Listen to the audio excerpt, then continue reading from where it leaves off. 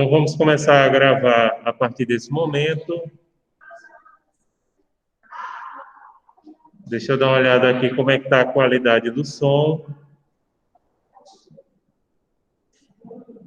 Pronto.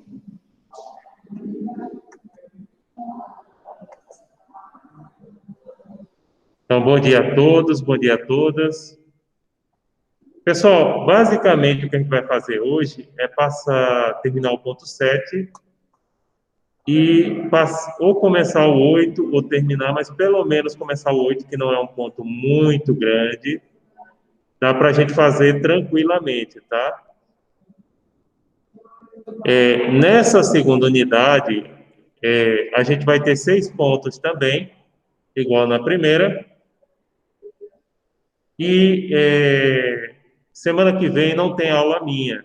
Aí o que eu vou fazer? Eu vou deixar 3 pontos com exercício de fixação. Exercício de fixação do 7 eu já coloquei, do 8 não. Mas aí eu vou deixar do 8 e do 9. Certo?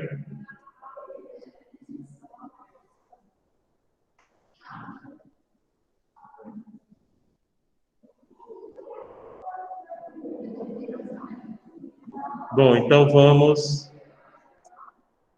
Eita.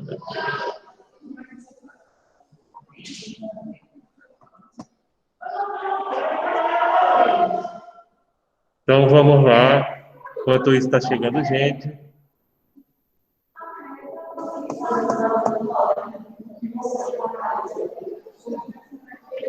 Deixa eu olhar onde é que eu parei semana passada. Eu sei que eu estava no ponto 7, mas deixa eu olhar exatamente qual ponto eu parei. Qual slide, né? Que eu estava dando aula com slide.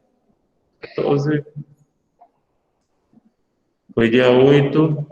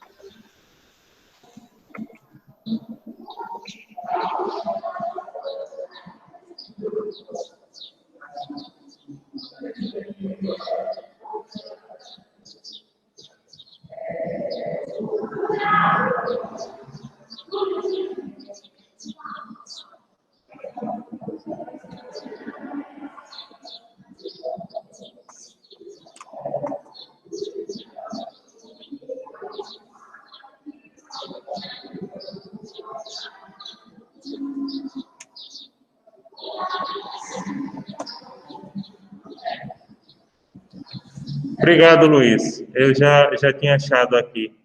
A gente terminou a classificação, exatamente como você está dizendo. A gente terminou a classificação e ia falar um pouco agora dos fundamentos, sistema decisórios, das organizações, né? Então, vamos lá. Pessoal, quando eu estiver apresentando aqui, se vocês quiserem fazer perguntas, ou deixem no chat, que quando eu terminar a apresentação dos slides eu vou olhar, ou então perguntem no áudio a hora que vocês quiserem, como sempre. O áudio tá ok, né? Dá para escutar, porque tem muito barulho aí fora, porque tem uma turma aqui. Tem uma turma de odonto aqui do lado, que está quase completa, né? Porque eles estão fazendo laboratório não, clínica. Aí eles... Vem todo mundo, aí tem muita gente.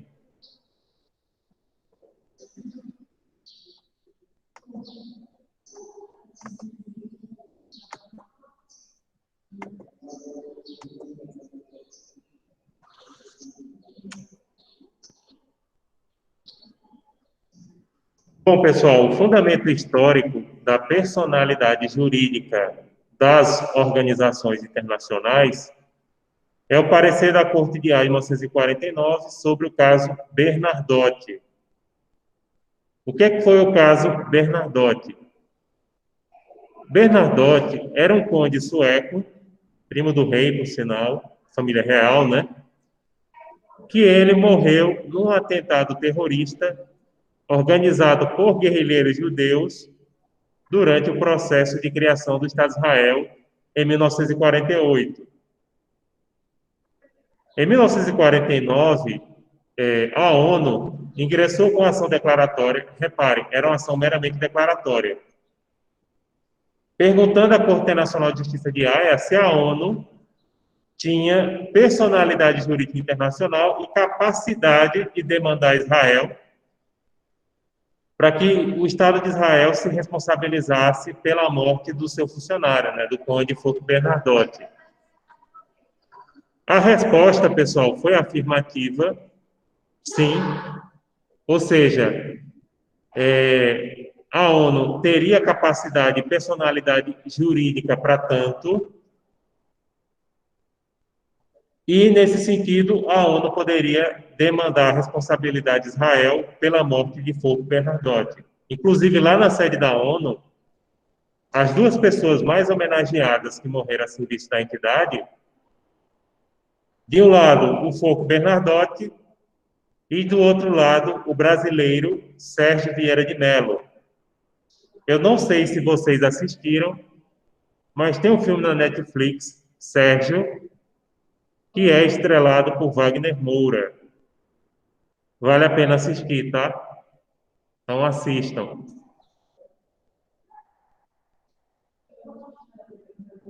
De lá para cá, pessoal, essa decisão ela gerou uma jurisprudência internacional e um destaque que eu dou.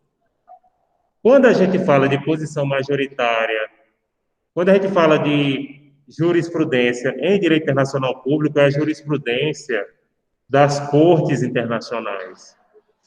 É a doutrina da literatura internacional, que a gente não gosta nem de usar o termo doutrina, que é muito antiquado. O STF, pessoal, não tem o mesmo peso, apesar que na turma de vocês isso não foi nem tanto problema. Mas as posições do STF aqui, como a disciplina de Direito Internacional Público, na Direito Internacional Brasileiro, que seria até uma contradição, né? O STF não tem o mesmo peso, gente, de dizer a verdade e a vida nessa disciplina, tá? Então, a partir de 1949, com essa ação declaratória na Corte Internacional de Justiça, ficou pacificado na jurisprudência internacional e na literatura internacional que as organizações, elas têm, sim, personalidade jurídica internacional. Porém, essa personalidade jurídica internacional raramente vem expressa em seus instrumentos constitutivos. Raramente vem expressa. Só naquelas organizações mais novas, como, por exemplo, o Mercosul, deixa isso claro. A OMC, que foi fundada nos anos 90 também, deixa isso claro. E aquelas organizações que reformaram há pouco tempo os seus tratados constitutivos, como a União Europeia, né, que hoje o tratado fundamental da União Europeia é o Tratado de Lisboa.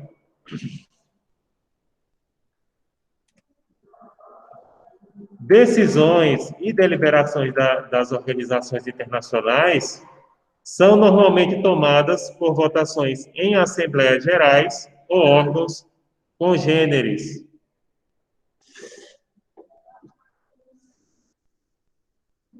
Congêneres como assim? Similares, análogos.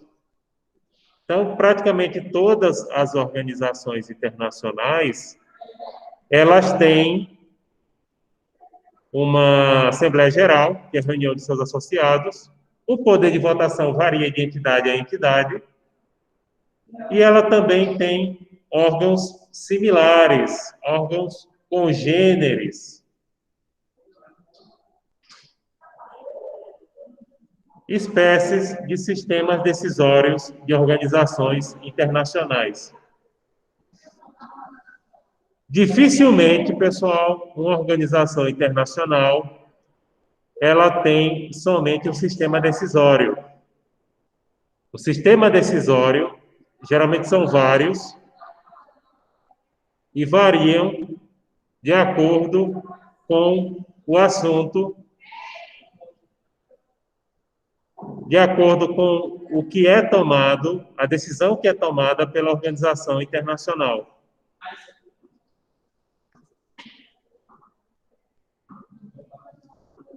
Então, a gente tem o sistema unanimidade.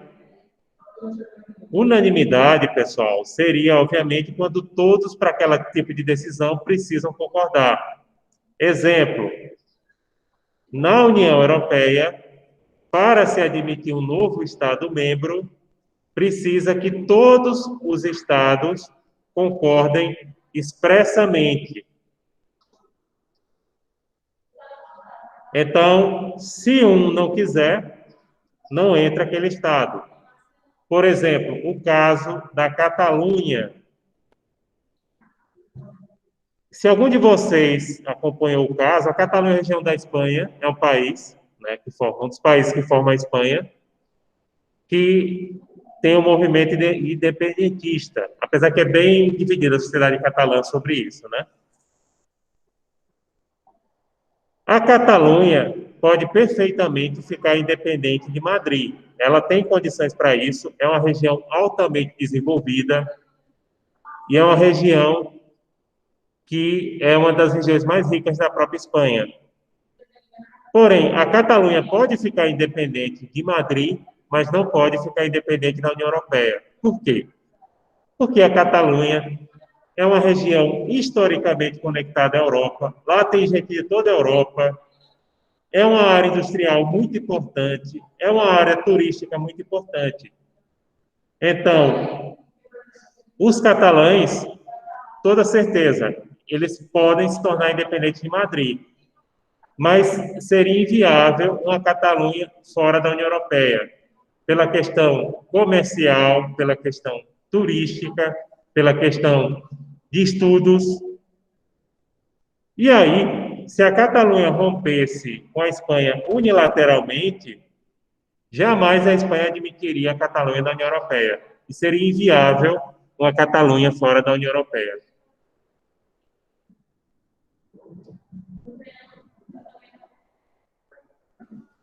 Dissidência. Dissidência, pessoal, é quando a organização internacional permite que seus membros não adotem certas decisões.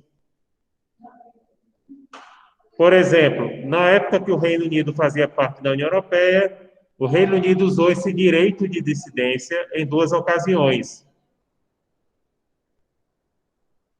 Para não adotar o euro, os britânicos continuaram adotando a libra, e também para não fazer parte da zona de livre circulação, que é o Acordo de Schengen, e depois a gente vai estudar, acho que é no ponto 9 ou 10, que é aquela zona da União Europeia que as pessoas podem circular. No caso do brasileiro, ele pode permanecer até 90 dias, sem precisar carimbar o passaporte de volta, só basta carimbar na entrada e na saída e circular naquela área, né? Que é bem, a maioria dos países da União Europeia faz parte. Por exemplo, você pode ir, e eu já fui, de Portugal para sair na Polônia, sem sair da zona de Schengen, que vai até a Polônia, né? Mais ou menos. Sim, mais ou menos sim. Mais ou menos não. Vai até a Polônia. Você passa por Espanha, França, Alemanha e chega no leste europeu, na Polônia. Claro, a Itália faz parte. Até a Suíça, que não é parte da União Europeia, faz parte dessa zona de livre circulação. Porém, pessoal, já foi avisado ao Reino Unido que se eles quiserem voltar à União Europeia, não haverá mais o direito de dissidência. Não, eles não vão ter mais essa prerrogativa, tá? Vou ter que aceitar tudo, euro, zona de livre circulação, etc. Voto ponderado. O voto ponderado ocorre quando alguns Estados-membros têm mais direito a voto do que outros, ou têm uma qualidade de voto especial. Por exemplo, o FMI, que é um banco, quanto mais capital o Estado tem investido, o Banco Mundial também, tá? Mais voto o país tem. Não pense que o Brasil tem pouco voto em um ou outro, tem até muito, tá? Fica entre os 20 que tem mais direito a voto. Inclusive, por isso que o Bolsonaro indicou o ex-ministro da Educação para o Banco Mundial. Né? Deu um salário a ele de 100 mil reais por mês, 20 mil dólares, para ele cair fora do Brasil e deixar de falar besteira na internet. Inclusive contra a nossa categoria dos professores, né? Bom, pessoal, outro exemplo de voto ponderado é o veto no Conselho de Segurança da ONU. O Conselho de Segurança da ONU só aplica sanções caso algum dos 5 membros permanentes não vetem. Esses 5 membros permanentes seriam Estados Unidos, China, Rússia, França, Reino Unido. Estados Unidos, Reino Unido, China, Rússia e França. Se é votada uma sanção no Conselho de Segurança da ONU,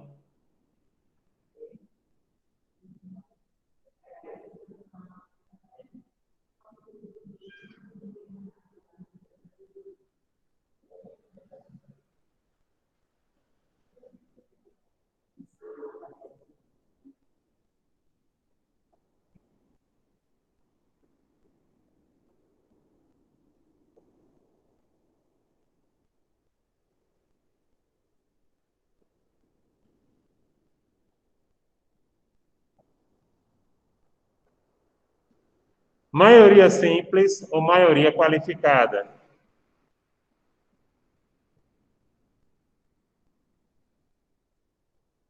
A maioria simples ou qualificada, pessoal,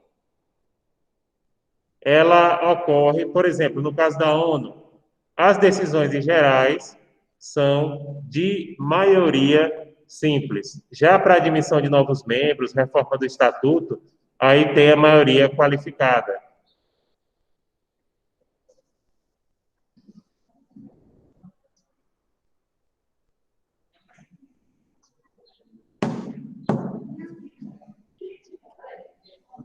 Gente, as organizações internacionais, elas não possuem base territorial, por isso elas celebram acordos de sede, tratados com certos estados, para estabelecer a sede da entidade. Tá certo? Então, para uma organização internacional funcionar, por exemplo, a sede principal da ONU é em Nova York, a sede principal do Mercosul é em Montevidéu. Então, pessoal, para isso acontecer, é preciso que o Estado que vá sediar celebre um tratado. Esse tratado, inclusive, tem uma porção de imunidades tributárias, de foro, sabe? E autorização para a entidade continuar funcionando naquele país. Continuar não, funcionar naquele país. Geralmente, a imunidade absoluta, não tem exceções, então ocorre esse acordo. E, por último, pessoas jurídicas internacionais, além do Estado, só passam a atuar fortemente após a Segunda Guerra Mundial. Antes da Segunda Guerra Mundial, praticamente só os Estados atuavam no âmbito internacional, gente. E, até hoje, as entidades que possuem mais prerrogativas no âmbito internacional são os Estados. Pessoas naturais têm pouquíssimas prerrogativas no âmbito internacional, como a gente viu, é muito limitada, né? Alguns autores importantes, apesar de ser em posição minoritária, inclusive não defendem que a pessoa natural possui personalidade jurídica internacional, porque a atuação dela é muito limitada, e as organizações têm as prerrogativas que o seu estatuto, a sua carta constitutiva, estabelecer expressamente, né? Bom, pessoal, as referências para esse ponto são as mesmas. Tem o livro de Delbrando Ascioli, atualizado atualmente por Paulo Borba Casella. Tem o livro de Mausuoli, que é o melhor de todos, o mais completo. E tem o livro de Rezec, que é um bom livro, né? Da editora Saraiva. Pronto, são esses três autores. Terminamos o ponto 7. Antes de terminar o ponto 7, alguém tem alguma dúvida? Pode perguntar antes de eu entrar no ponto 8.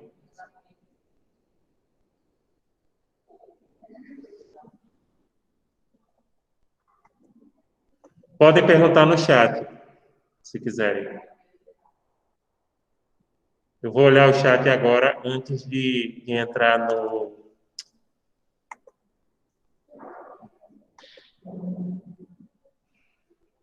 Sem dúvidas. Bom, Luiz.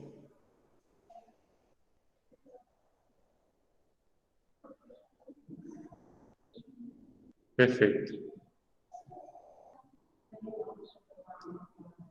Bom, pessoal, então vamos começar o ponto 8. Eu acho que, pelo horário, dá para a gente dar o ponto 8 total hoje. A turma de vocês está bem adiantadinha, graças a Deus. Mas semana que vem, como eu disse, a gente não vai ter aula, porque é minha semana de estudos.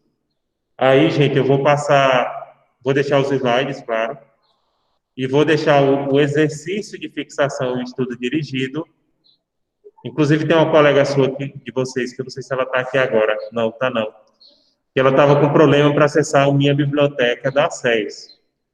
Como ela tem conseguido acessar o exercício, eu até considerei, né, porque eu vejo lá que ela entrou. Mas é bom ela procurar o suporte para ver por que ela não está conseguindo acessar a minha biblioteca da SES. Que ela entra na tarefa, eu considero, né? Porque quando eu puxo o relatório do Moodle, aí eu vejo que ela olhou a tarefa, tararau, mas ela disse que não está conseguindo entrar na minha biblioteca. Então eu peço a ela que resolva. Se ela tivesse aqui, eu ia falar. Eu ia perguntar se ela já conseguiu resolver esse problema. Bom, gente, então vamos para o ponto 8. Esse ponto 8 é importante. E vamos lá.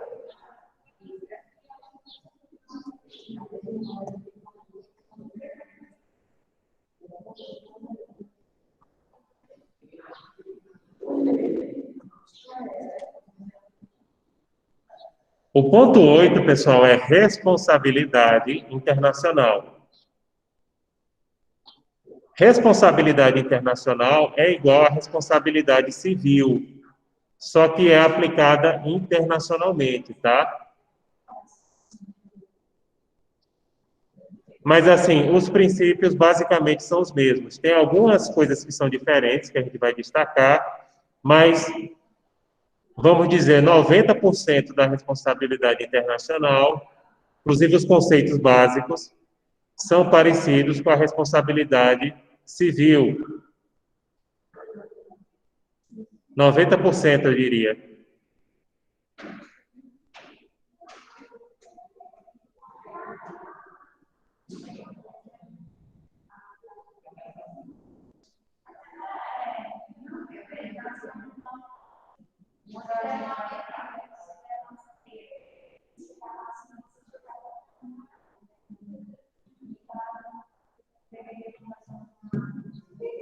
Então, vamos lá. Responsabilidade internacional, o conceito é reparação devida pelo Estado ou organização internacional causadora do dano. A princípio, pessoal, a responsabilidade internacional, ela só envolve estados e organizações internacionais. A princípio, nem pessoa natural e nem pessoa jurídica, empresa, estão envolvidas em personalidade não, em responsabilidade internacional, perdão. Só excepcionalmente, tá? A gente vai falar, inclusive, alguns casos. Natureza jurídica da responsabilidade internacional.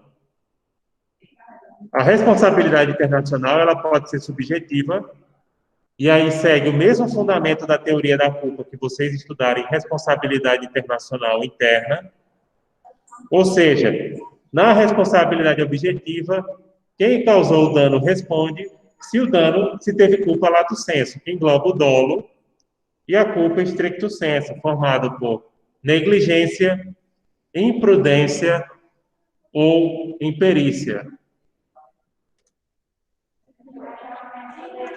E também tem a responsabilidade objetiva, que é baseada na teoria do risco. Nesse caso, o dano não precisa comprovar culpa, né? Não precisa comprovar que houve dolo, que houve negligência, que houve imprudência nesse dano. Basta haver uma ligação entre o dano, através do nexo de causalidade, com o Estado ou organização internacional. E aí segue exatamente a teoria do risco que vocês já estudaram, ou seja, determinadas atividades, elas proporcionam um risco e quem exerce aquele tipo de atividade responde por isso. Deve responder por isso, melhor dizendo, né? Integral, absoluta. A integral, na verdade, é objetiva, porém não permite excludentes, tá? Porque ela é absoluta, então ela não tem exceções. Ela também é fundamentada na teoria do risco, né?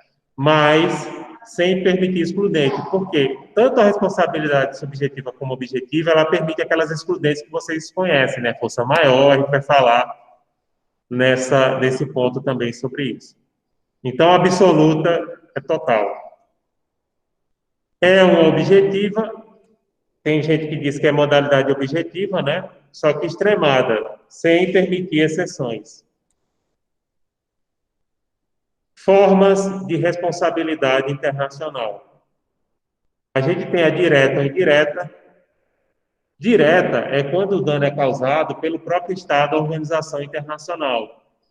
Indireta é quando é causado por pessoas, pode ser pessoas naturais, ou outras entidades, como empresa, que esteja sob responsabilidade do Estado. Entenderam? Por comissão ou omissão. Isso é igual ao direito nacional, percebam. Por comissão é quando demanda um ato voluntário. Omissão é quando faltou um dever legal, né? Então, comissão é um ato direto visando causar um determinado objetivo, e omissão é você não realizar um dever que tinha. Convencional delituosa. Convencional é quando a responsabilidade internacional ela decorre do descumprimento de um tratado específico. Por exemplo, tratado, contrato.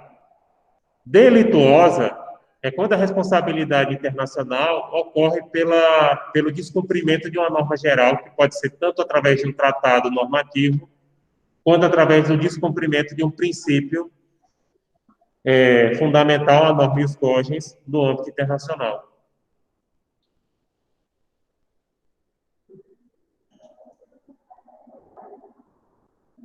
RESEC coloca alguns elementos essenciais da responsabilidade internacional, que seria a ocorrência de um ato ilícito, porém esse ato ilícito tem que ser sob a ótica do direito internacional, não pode ser pela ótica do direito nacional, obviamente. Imputabilidade, que seria a capacidade de responder, a princípio são imputáveis no âmbito do direito internacional público, do DIP, os estados e as organizações internacionais, e a ocorrência de um dano material ou um dano imaterial.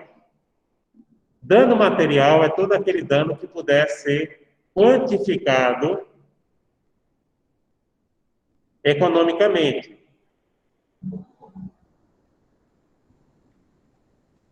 Dano imaterial, por sua vez, ele só pode ser estimado. Deixa eu passar esse carro aí atrás. Aí vocês podem perguntar, professor, esse dano imaterial,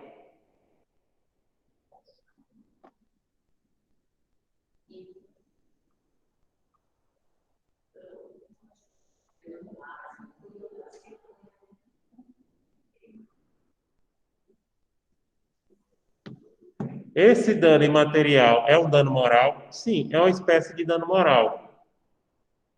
É porque a gente não gosta de usar, pelo menos a maioria dos autores não usa o termo dano moral no âmbito internacional.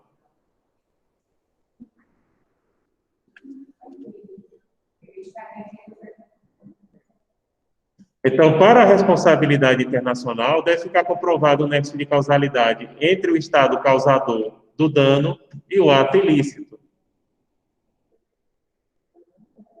Porém, tem uma coisa que é extremamente importante e que é uma diferença entre a responsabilidade internacional e a responsabilidade nacional, civil nacional, né? A regra geral é a responsabilidade subjetiva, que demanda a comprovação da culpa lato sensu, que seria o dolo, negligência, imprudência ou imperícia. Gente, em regra, a responsabilidade internacional ela é subjetiva. E isso é diferente do direito nacional. Por quê? No direito nacional, em regra, o Estado ele responde objetivamente, tá? Objetivamente, ou seja, não precisa comprovar dolo, negligência, imprudência e imperícia. No âmbito internacional, e isso dificulta muito a responsabilidade internacional e torna ela precária, você tem que comprovar que o Estado foi negligente, ou imprudente, ou imperícia, ou agiu com dolo. Aí é o seguinte, só existe responsabilidade objetiva e integral no âmbito internacional se isso for estabelecido expressamente. Do contrário, a responsabilidade é subjetiva, que é mais difícil de comprovar. Então, por isso que muitos autores, como Mauswolli, diz que a responsabilidade internacional ela é precária. Porque, se em regra ela é subjetiva, para haver responsabilização, você sempre tem que comprovar que ocorreu,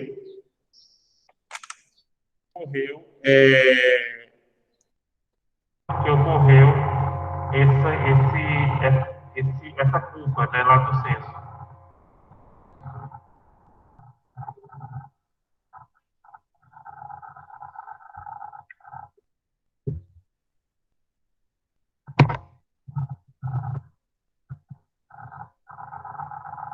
E aí, pessoal, a responsabilidade absoluta só é admitida quando o dano decorre de objeto nuclear ou espacial.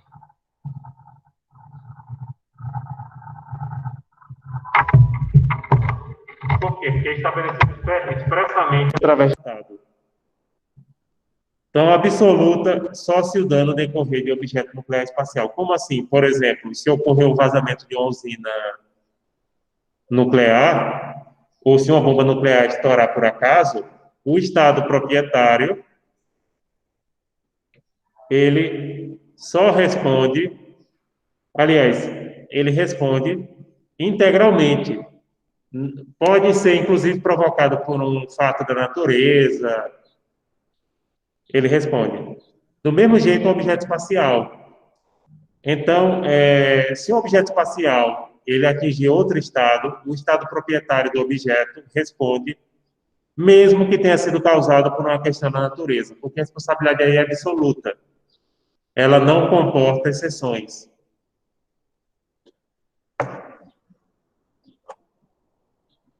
Certo? Aí vocês vão dizer, não, isso é coisa de filme. Não. Vocês lembram que há pouco não, quando teve aquele tsunami, teve uma usina nuclear no Japão que vazou. Se chegar, a radiação chegar em algum estado vizinho ao Japão, como a China, as Coreias, o Japão responde integralmente por aquilo. E objeto espacial, ano passado caiu um objeto espacial no Pacífico Sul da China, na estação espacial. O Brasil poderia ter caído, e se caísse no Brasil, o Estado chinês responderia integralmente, tá? Mesmo que aquilo foi ocasionado por uma força da natureza. Há uns 3 anos atrás, mais ou menos, caiu uma bola de um foguete da Guiana Francesa no quintal no Maranhão. Não causou dano a ninguém, mas se tivesse causado dano, a França responderia integralmente, porque a responsabilidade, nesse caso, ela é absoluta.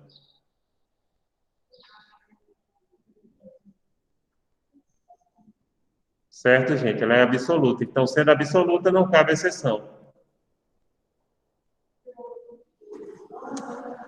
Gente, a responsabilidade internacional, por exemplo, pela pandemia, que eu fiz um artigo sobre isso e vou usar agora na segunda unidade com vocês, ela é subjetiva.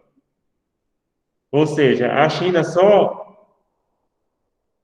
seria responsabilizada internacionalmente pela pandemia se ficasse comprovado que ela agiu com dolo, por exemplo, criou o vírus, como alguns teóricos da conspiração querem, ou, como outros, se ela agiu com negligência, por exemplo, deixou o vírus vazar de um laboratório. Só que, por enquanto, não existe evidência concreta disso. Tudo indica que o coronavírus ele surgiu a partir do comércio de animais selvagens. Inclusive, o governo chinês vem proibindo sistematicamente no seu país. Pronto, vocês querem ver, deixa eu botar aqui. Eu não sei se vocês conhecem a BBC de Londres. Alguém aqui já ouviu falar da BBC? A BBC, gente, ela é uma rede de comunicação do governo britânico. Eles têm serviços em português há muito tempo assim, os 90 anos, praticamente. E uma das melhores coberturas que vocês possam imaginar, em termos internacional e nacional também. Saiu um vídeo curtinho que eu assisti ontem da BBC sobre essa questão do comércio de animais selvagens na China. Mas lembrando, esse comércio é feito por pessoas particulares e, como eu disse, nesse caso a responsabilidade ela é subjetiva. Então, não há elementos até agora para a gente, considerando a responsabilidade subjetiva, responsabilizar a China pela pandemia do coronavírus. Pelo contrário, parece ser um caso de força maior, pelo que a gente já pesquisou. A gente fez um artigo, Mausoli também tem um artigo sobre isso, eu publiquei esse artigo. E vou deixar para vocês, agora, é um vídeo de 3 minutos, tá? Não, não é um vídeo muito longo, não. Vocês podem assistir depois. Inclusive, falando daquela questão, eu vou deixar o link no chat.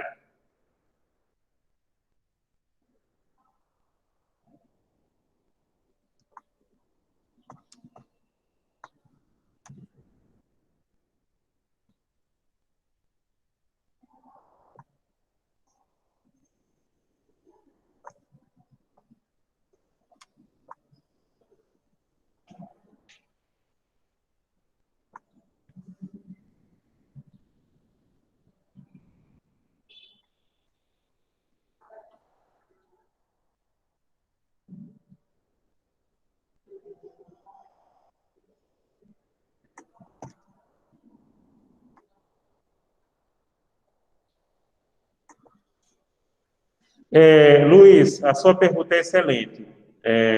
Não. Eu analisei a Constituição da OMS, fiz um artigo sobre isso, analisei o Regulamento Sanitário Internacional, e o que eu noto é o seguinte: a OMS ela tem poucos mecanismos para obrigar os estados a tomarem as medidas que ela adota. E ela também não tem, nos seus tratados constitutivos, os mecanismos de responsabilidade internacional são muito falhos e muito vagos, sabe? Então não tem como responsabilizar. Se você analisar direitinho, a situação é o seguinte, pronto, eu vou resumir para você. A OMS, ela agiu dentro do que as suas próprias normas estabelecem. Porém, isso não é suficiente. E isso, de fato, demanda uma reforma da instituição. Nesse caso, eu entendo que a responsabilidade internacional ela deveria ser, pelo menos, objetiva. Só que ela é subjetiva. E como você está em responsabilidade civil, a responsabilidade subjetiva é mais difícil de você comprovar. Vamos dizer o seguinte: a OMS e a própria China agiram de acordo com as normas internacionais. Só que essas normas internacionais, hoje, diante dessa pandemia do coronavírus, repare que eu só estou no álcool gel. Mas esse álcool gel que eu estou usando é específico para a mão, tá? Para não. Eu estou com essa mania, gente, mas. Enfim. Sim, aí como eu estava dizendo, os mecanismos legais que a OMS tem são insuficientes para enfrentar uma situação de pandemia, a começar pela responsabilidade civil, que deveria ser objetiva, tá? Então, ela agiu de acordo com a cartilha. Ela demorou, aí a gente pode alegar, ela demorou. Essa demora porque é o seguinte, o próprio Regulamento Sanitário Internacional diz que a instituição tem que agir com muita cautela, sabe, quando for declarar pandemia, etc., até para não gerar pânico, entendeu? A instituição tem que só pesar bastante isso, e aí tem prazos, só que dá para você relativizar esses prazos dizendo que a instituição ela tem que verificar muito bem uma situação antes de declarar a pandemia. E a instituição ela evita declarar pandemias. Claro, houve vários casos, inclusive, pronto, a epidemia não sei se vocês sabem, Zika, inclusive eu tive Zika, né? A minha esposa teve Zika no final da gravidez. Eu peguei em Recife, na época eu estava cursando doutorado, e eu ia para o centro de Recife toda semana, e vocês sabem como o centro de Recife é. E peguei Zika lá. Fiquei com o olho vermelho, tive 1 ou 2 dias de febre, foi fraco, graças a Deus.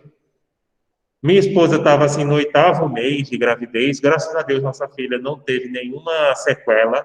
Também ela já estava formada, e acho que a própria placenta deve ter feito uma barreira, já que já estava no final da gravidez, né?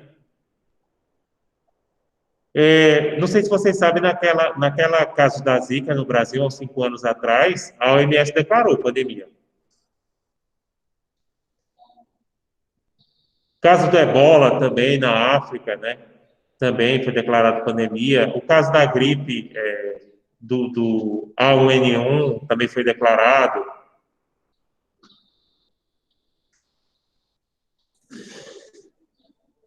Então, pessoal, os mecanismos legais que a OMS dispõe, eles são insuficientes para dar recado de uma pandemia.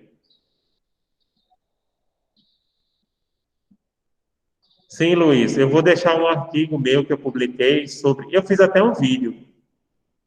Pronto, agora esse vídeo que eu fiz sobre a responsabilidade internacional da China, ele é longo. Deixa eu ver se eu acho ele aqui. Eu vou colocar no chat. Mas aí vocês podem assistir depois. É uns 30 minutos por aí que eu explico essa questão da responsabilidade internacional. O que eu vou deixar para vocês é um artigo também, né? Mas aí esse artigo vocês podem fazer durante o mês.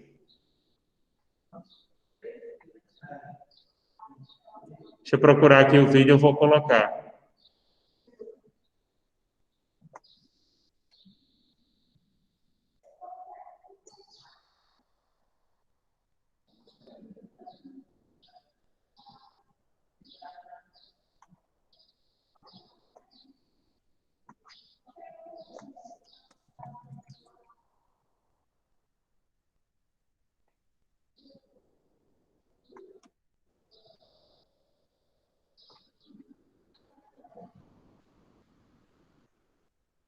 Tô procurando aqui o vídeo.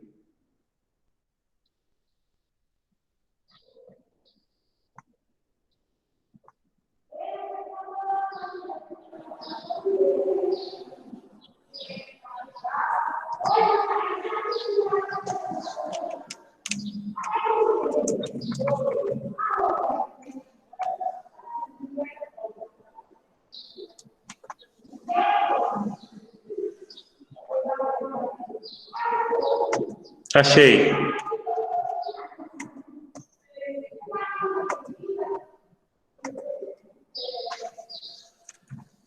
Pessoal, esse último link que eu coloquei é do meu vídeo e o artigo que eu vou passar para vocês agora na segunda unidade é sobre isso. Se a China possui ou não responsabilidade internacional pela pandemia do coronavírus. Então, eu fiz isso no comecinho do ano, do artigo ser publicado, eu escrevi o artigo. Foi, inclusive, objeto de webinário que a gente fez com o curso de Direito, né? Mas aí eu discuto e analiso a responsabilidade, e falo, comento as fake news da vida, o vírus chinês. Gente, vírus não tem nacionalidade. Para vocês terem uma ideia, qualquer país que tenha problemas ambientais graves é área de risco para o surgimento da pandemia. No final do ano passado, eu juro a vocês, eu pesquisei, eu pensava que era mentira, mas eu pesquisei no site da própria universidade. A Universidade de Johns Hopkins, nos Estados Unidos, que é uma das melhores na área de medicina, ela fez uma simulação do seminário sobre o surgimento de uma pandemia no mundo. Adivinha qual foi o país que surgiu a pandemia? Uma pandemia parecida com essa que a gente está vivendo, né? Que levava a maior parte da humanidade a tomar medidas drásticas. Brasil, gente, a pandemia surgia no interior do Brasil.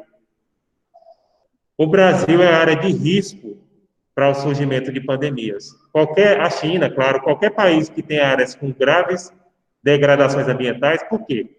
No meio de uma área florestal dessa, do Pantanal, do Amazônia, etc., existem vírus ali na natureza. Na medida que você desmata, que você tem queimadas, que animais passam a ter contato com pessoas, e que o ser humano entra naquelas áreas que não eram exploradas, isso aí pode trazer vírus para a humanidade.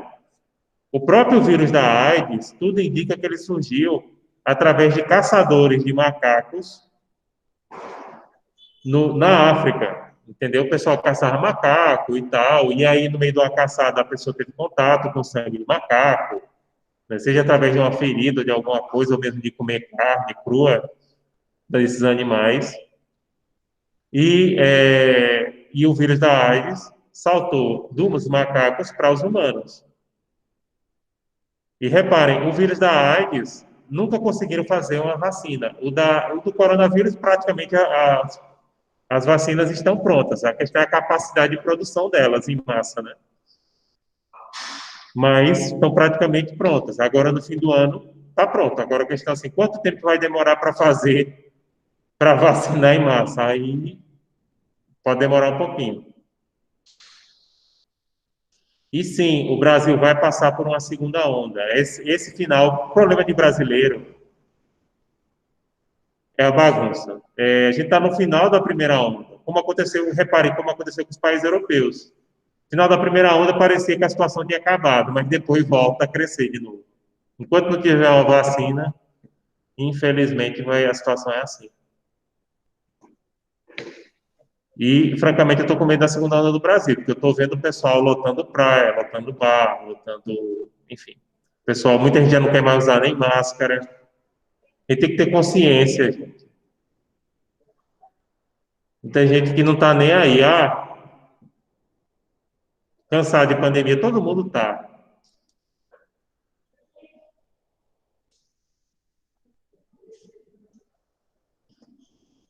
Pronto, vamos aqui, cadê? Deixa eu passar pelo menos esse slide aqui para vocês. Antes de dar um intervalinho, né?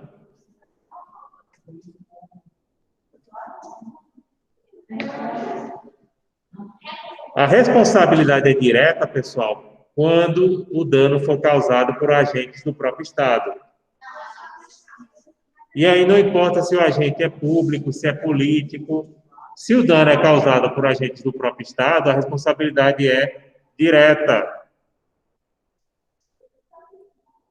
Por quê? Como vocês que gostam de direito administrativo, não é que eu deteste, é porque não é uma disciplina que eu entenda muito. Eu sei os conceitos básicos, né?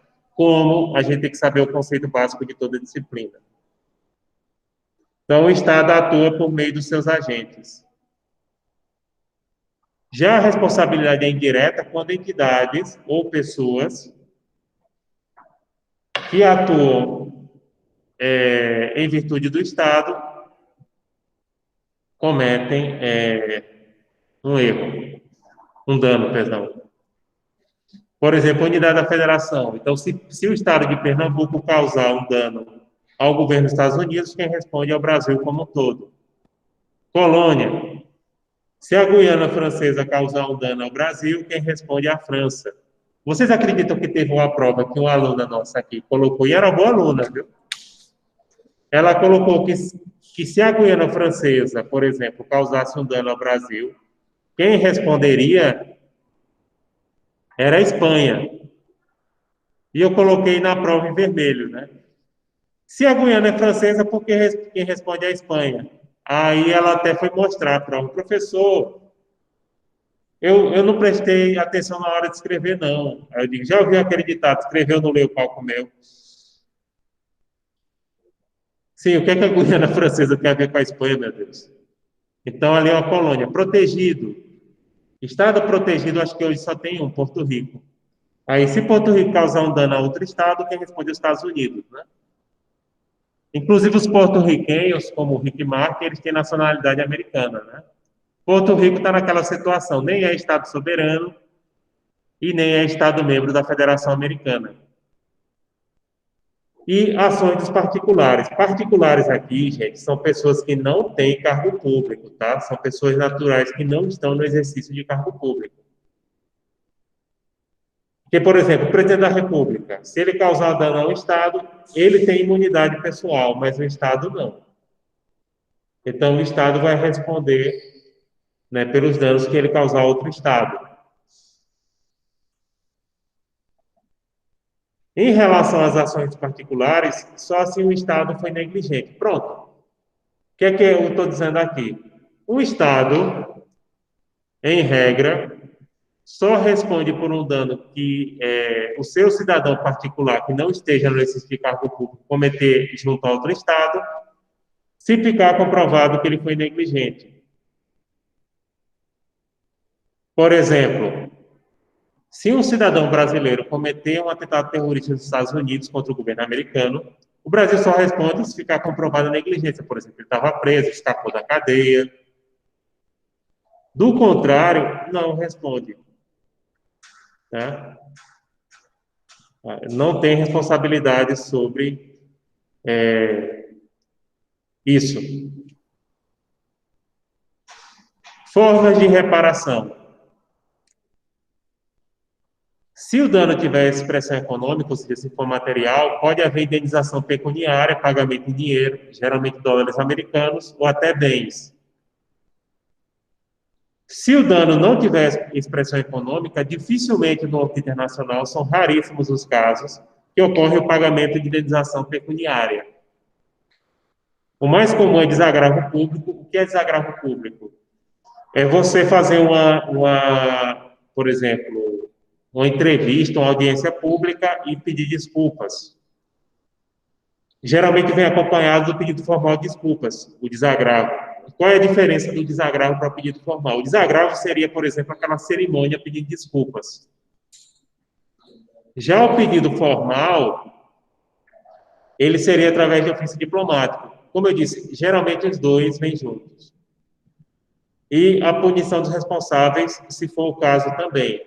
Olha, dificilmente um dano imaterial sem expressão econômica vai ser reparado através de indenização pecuniária. Eu conheço raríssimos casos, viu? Pronto, para não dizer que eu não conheço nenhum caso, tem um caso que foi do Japão, em relação à Coreia do Sul, China, no qual mulheres foram obrigadas a se prostituir para as tropas japonesas durante a Segunda Guerra Mundial. Aí o Japão pagou a indenização para essas mulheres, que aquilo é um dano imaterial, né, porque não tem como você quantificar. Claro, há um sofrimento material, dano físico ao corpo.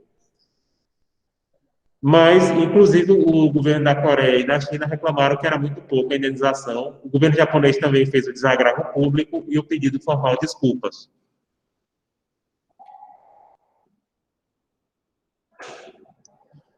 O órgão judicial competente para discutir questões de responsabilidade internacional, se for discutido através do judiciário, é a Corte Internacional de Justiça de Haia, nos Países Baixos. Claro, também pode ser resolvido por mediação, arbitragem, negociação direta, enfim, tem outras formas.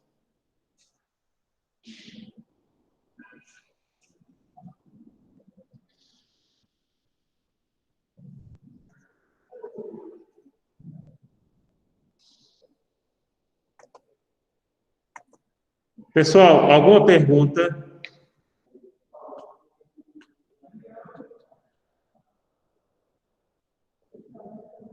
Alguma pergunta, alguma questão?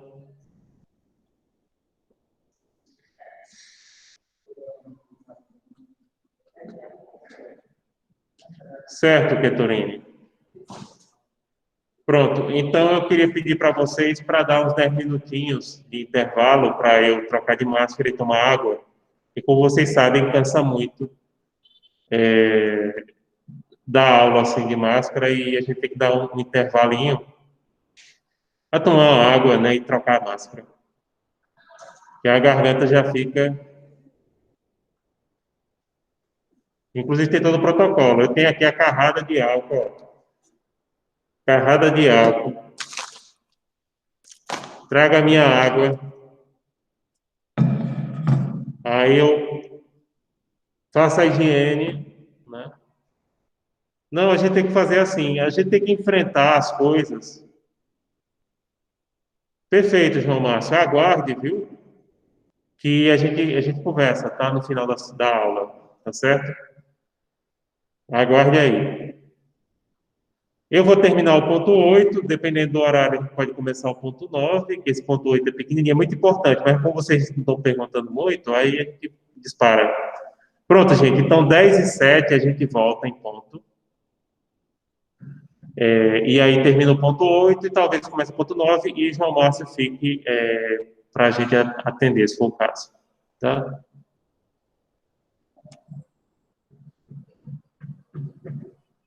Então é isso. Vou dar um intervalo.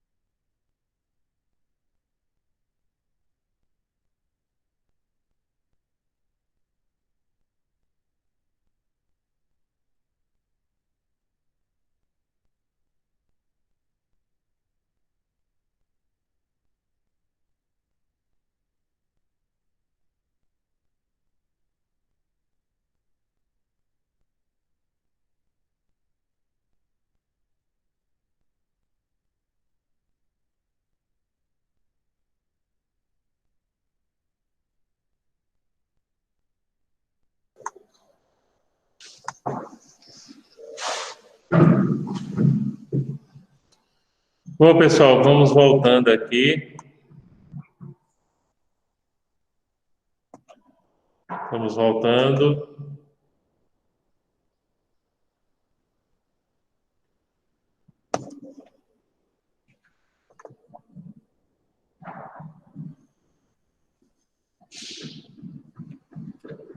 Vamos voltando.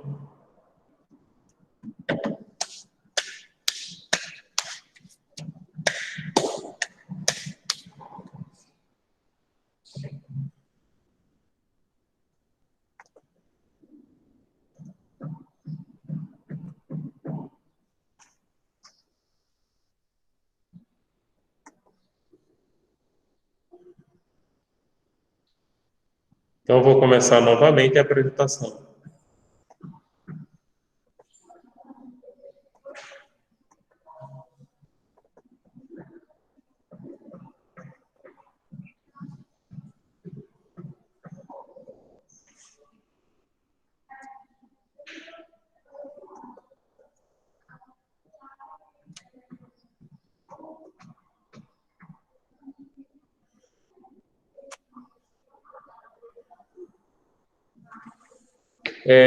Questões de responsabilidade internacional, gente, também podem ser resolvidas através de mediação e arbitragem e qualquer outra forma de resolução pacífica dos conflitos internacionais.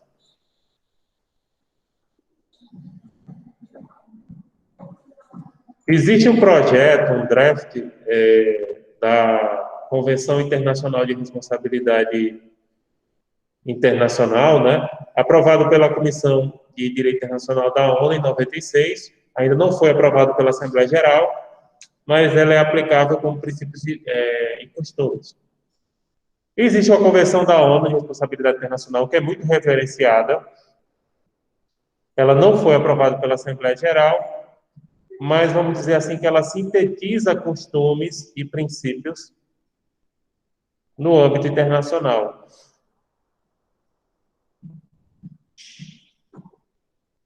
E por isso que ela é extremamente importante.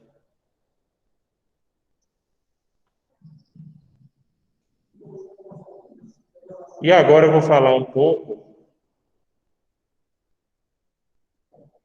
sobre essa questão, né, de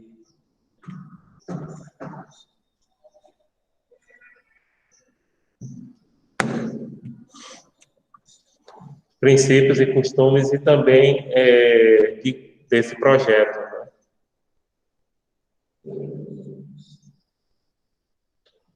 Bem, quais são as formas de reparação de responsabilidade internacional no projeto dessa Comissão Internacional, Direito Internacional da ONU?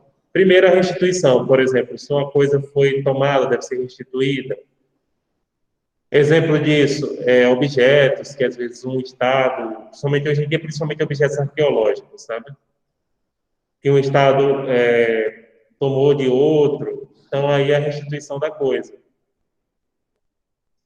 Indenização, que seria o pagamento em dinheiro ou em bens para compensar aquele dano. Satisfação. Satisfação são formas como pedir desculpa, desagravo. Assim, são 3 categorias, entendeu? Restituição é você devolver aquela coisa que foi tomada. Às vezes pode ser uma obra de arte, hoje em dia muitos objetos arqueológicos, mas francamente, determinados países, como por exemplo o nosso país, não tem condições de manter certas coisas só no Brasil. Vocês viram o que aconteceu com o Museu Nacional.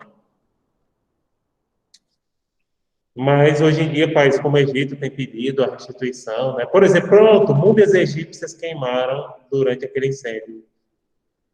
E foi terrível.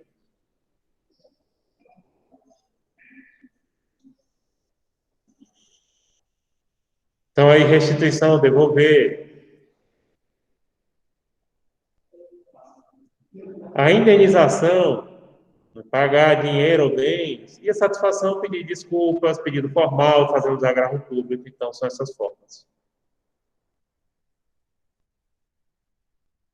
O projeto também estabelece a possibilidade de pagamento de juros, né? Caso haja necessidade, ou abatimento de indenização quando a vítima contribuiu, ainda que parcialmente, para o dano. Inclusive, se nesse caso, eu e Mausuoli, nos artigos, cada um chegou a essa conclusão, né? Por exemplo, se ficasse comprovada a responsabilidade da China pela pandemia, também haveria culpa concorrente de muitos países que não adotaram as medidas necessárias e que ajudaram na propagação do vírus, né? Inclusive o próprio Brasil. Então, também haveria a questão da culpa concorrente. Esse draft, o Código de Responsabilidade Internacional, também prevê essa possibilidade de abater a eventual indenização, considerando a culpa concorrente. Excludentes da responsabilidade no projeto da ONU. Essas excludentes são muito parecidas com o direito interno, como a gente vai ver agora, e elas afastam a responsabilidade internacional. Porém, pessoal, elas não incidem quando a responsabilidade é absoluta, tá? Elas só incidem na responsabilidade subjetiva, que é a regra geral, ou na responsabilidade objetiva. Se for absoluta, ela é absoluta exatamente porque não permite que estas excludentes incidam. Quando o dano é causado com consentimento do Estado, né, se é um bem disponível e o dano foi causado com consentimento do Estado, não há que se falar em responsabilidade internacional. Legítima defesa, né, que é uma excludente, inclusive, prevista no direito interno. Contramedidas. Contramedida seria quando o Estado ele aplica sanções na mesma medida que recebeu do outro.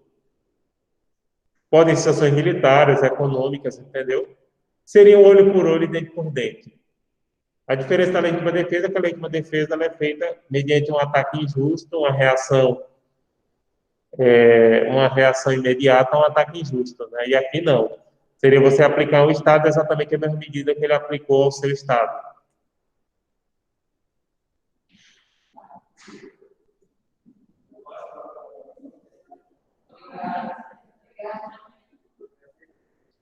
Força maior.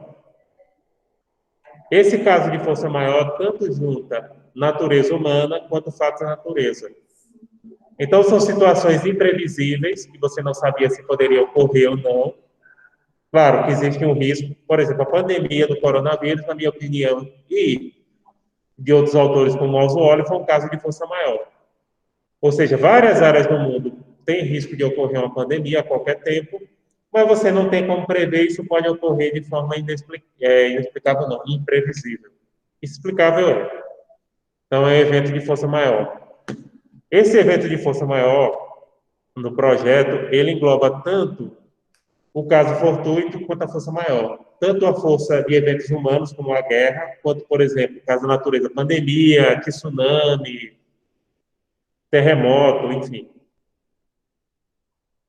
Perigo extremo, eu não vejo muita diferença do perigo extremo para, enfim, ele está dentro daquelas situações que de estado de necessidade, né?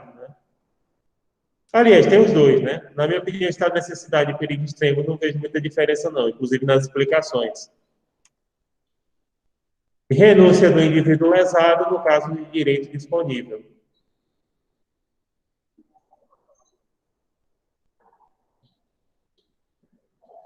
Bom, pessoal, as referências são aquelas mesmo, né, dos três principais autores que a gente cita. Como vocês sabem, tem a última edição disponível na minha biblioteca, né, da A6. Isso aí, nesse sentido, dela é excelente. E sempre tem a edição desses livros. E, inclusive, eu coloquei aqui, se vocês quiserem analisar, podem olhar lá. E pronto, eu vou olhar aqui qual é a definição, só para ler para vocês, qual é a definição. Tem o link aqui do projeto da Comissão de Direito Internacional das Nações Unidas, para lembrar essa diferença do perigo extremo para o estado de necessidade. Na minha opinião, são duas coisas extremamente parecidas. Deixa eu colocar aqui.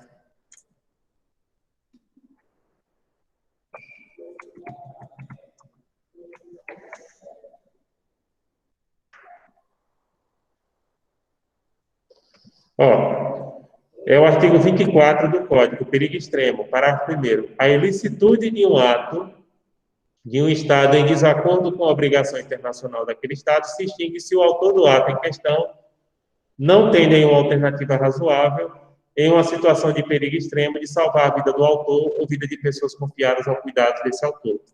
Na minha opinião, isso é estado de necessidade. Vamos ver a diferença.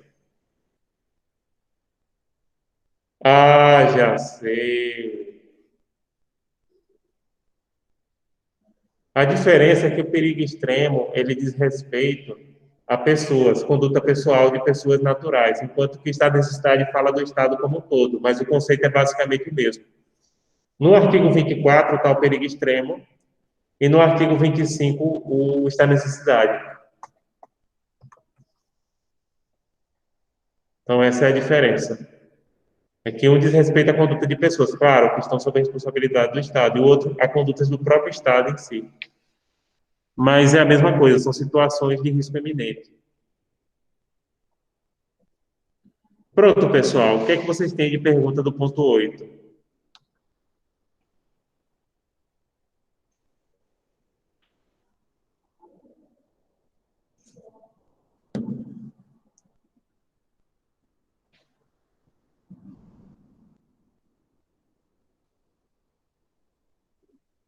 Vocês têm pergunta do ponto 8?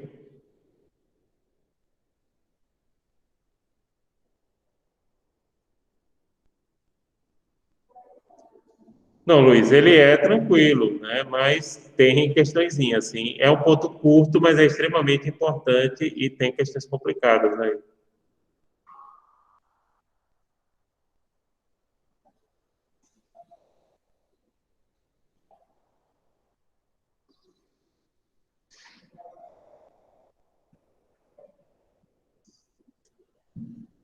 Bom, pessoal, como está muito cedo, eu ainda vou começar o ponto 9, tá?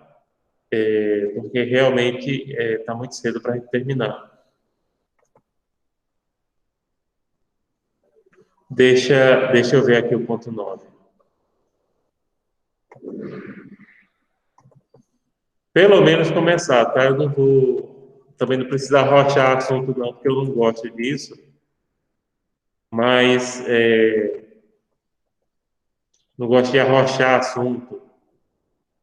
E também você tem que, principalmente quando os assuntos são complexos, são assuntos curtos, mas são assuntos extremamente complexos. Aí, semana que vem, eu vou deixar o. é, eu vou deixar. Não vai ter aula ao vivo minha, e a gente vai deixar o exercício de fixação do ponto 8 e 9, que lembrando, são 6 pontos também. Cada exercício de fixação vale meio ponto, independente do número de questões acertadas. E o estudo dirigido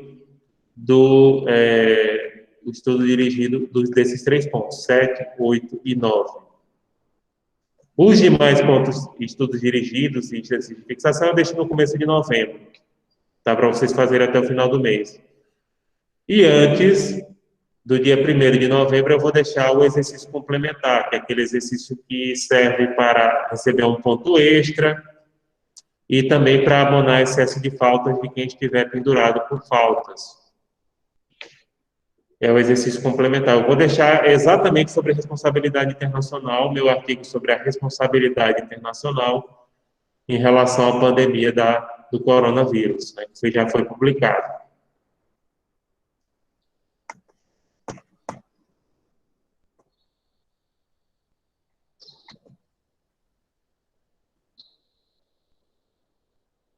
Bom, pessoal, vamos começar o ponto 9. Qualquer coisa vocês perguntem. Só vou começar também, porque ainda está muito cedo, né?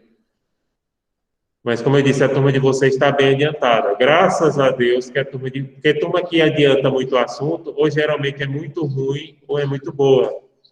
Em termos de nota, eu não tenho o que reclamar da turma de vocês. A turma de vocês foi das turmas que teve média mais elevada em relação a notas, né? Então, a gente não tem muito o que reclamar, não. Mas não relaxe por conta disso, viu? Façam as atividades certinhos. Espero que na segunda unidade a turma continue tendo o mesmo desempenho bom que teve nas notas da primeira unidade, né?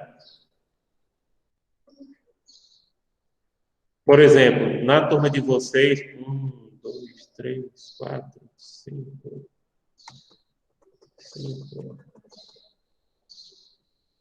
6, 7, 8. Olha, da turma de vocês, tem 37 pessoas, só 8 pessoas entre os que fizeram a prova não tiraram 10. Vocês terem ideia, né? Mais de 25 pessoas, acho que, deixa eu olhar quantos não fizeram a prova.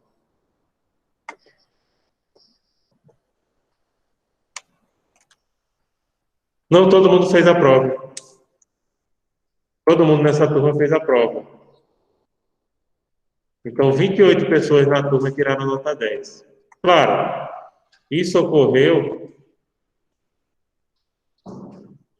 Sim, Luiz, eu esclareço. Satisfação é quando é feito, geralmente é em caso de dano imaterial, apesar que pode ocorrer dano material também, mas é mais usado para dano imaterial e quando se ocorre através de um pedido de desculpas ou desagravo, entendeu?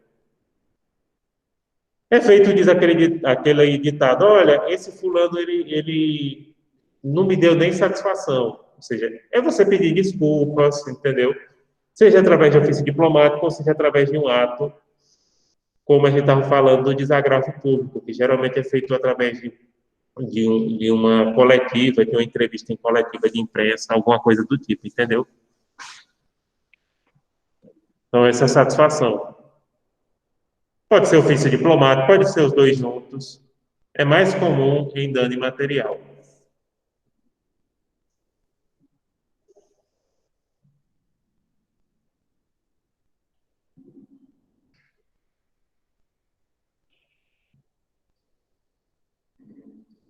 Certo, André? Eu vou deixar, semana que vem, eu vou deixar os estudos dirigidos, tá?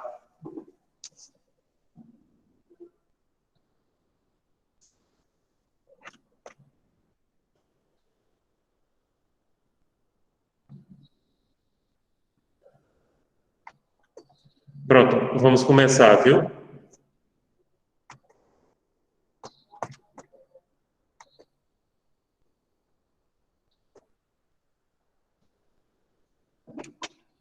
Bom, pessoal, Direito Internacional Público, ponto 9. O ponto 9, pronto, vocês vão poder optar novamente pelos assuntos que vão cair. Um ponto vocês podem descartar, que são 6 pontos que a gente vai ver na segunda unidade, né?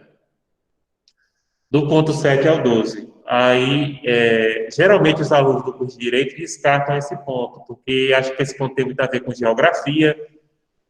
Por outro lado, esse ponto mostra a riqueza dessa disciplina, que essa disciplina ela trabalha com conceitos de direito administrativo, de direito constitucional, de teoria geral dos contratos, de responsabilidade internacional, de ciência política. Eu tenho mestrado em ciência política, né? Meu doutorado é em direito. E o pessoal de RI adora esse ponto. O pessoal de direito não gosta porque diz que é um ponto muito só ver conceito de geografia, mas é bem interessante. E quando a gente pede para os alunos optarem, geralmente o pessoal de direito exclui esse ponto da prova. Que esse ponto 9 é o território, o espaço aéreo, o direito do mar e o domínio público internacional.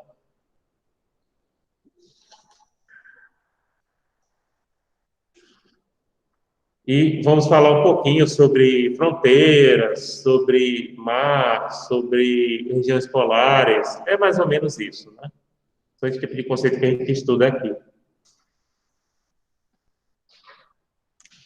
Território, pessoal, é a área do qual o Estado exerce a sua jurisdição. Jurisdição é a capacidade de dizer o direito, ou seja, o Estado é quem diz o direito que é vigente naquela área do território, né?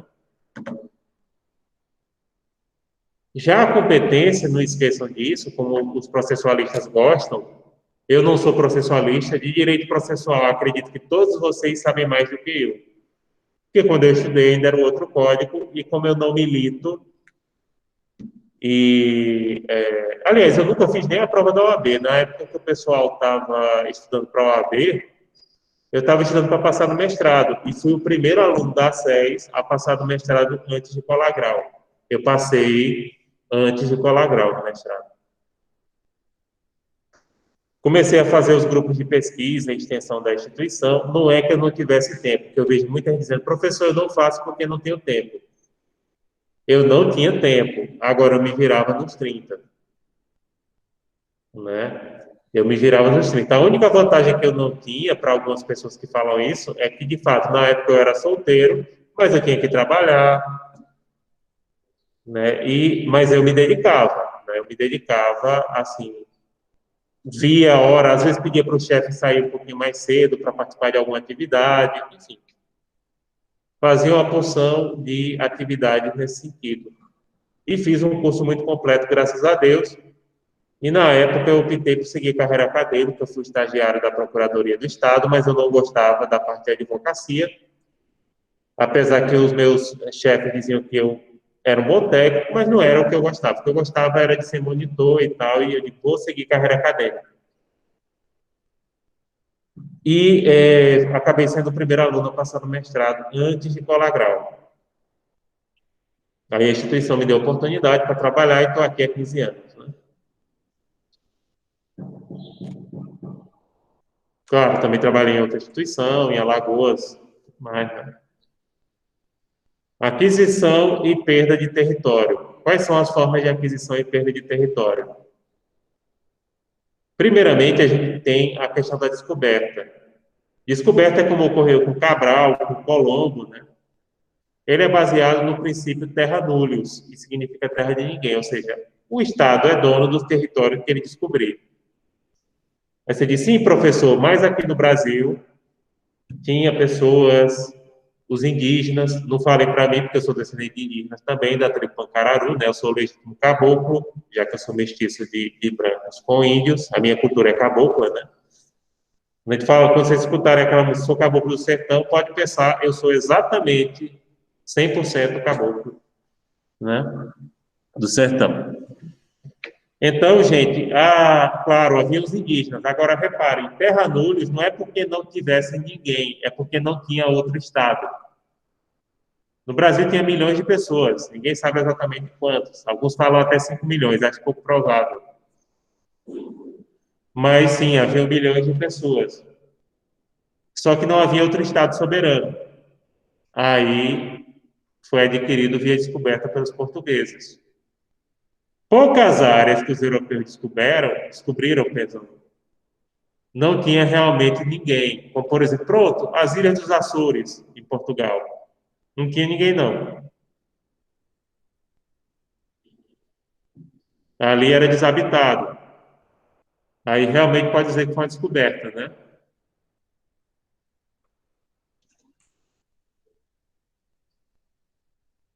Terra abandonada, terra derelicta. O caso mais. Terra derelicta é o seguinte: teve um descobridor original, mas esse descobridor original não ocupou, abandonou, e parecido com o Capião, outro veio e ocupou. Muitas ilhas do Caribe foi assim. Quem descobriu a maior parte das ilhas do Caribe foi Cristóvão Colombo. Mas, com o passar do tempo, a Espanha não tinha interesse em ocupar todas as ilhas, só as principais, como Cuba, Porto Rico e a República Dominicana, né, a Ilha de São Domingos. O resto de ilhas menores, outros países como Reino Unido, França, os Países Baixos ocuparam e adquiriram com base no princípio terra derelicta. Inclusive, gente, as Ilhas Malvinas, o Reino Unido alega que adquiriu com base no princípio do terra derelicta. Ou seja, foi descoberto inicialmente pela França ou pela Espanha, mas eles abandonaram e os britânicos depois ocuparam. Que até hoje tem aquela confusão com as Ilhas Malvinas, né? Teve a guerra entre o Reino Unido e a Argentina, como alguns de vocês devem saber. Então, ali os ingleses alegam que adquiriram com base nesse princípio. E, aliás, várias ilhas do Caribe, eles também alegam que adquiriram com esse princípio, né? No caso, a Espanha tinha muito território, interessava para ela aqueles territórios que tinham ouro, prata, como Peru, México. e eles ocuparam essas ilhotas pequenas abandonadas. O que é legal é que tem um caso que o Reino Unido sempre usou esse princípio, mas foi usado contra o próprio Reino Unido, que eu não sei se vocês já ouviram falar do Principado de Sealand. Na Segunda Guerra Mundial, o Reino Unido fez algumas plataformas de observação para evitar a invasão nazista. Essas plataformas de observação foram feitas no Mar do Norte, fora do mar territorial britânico.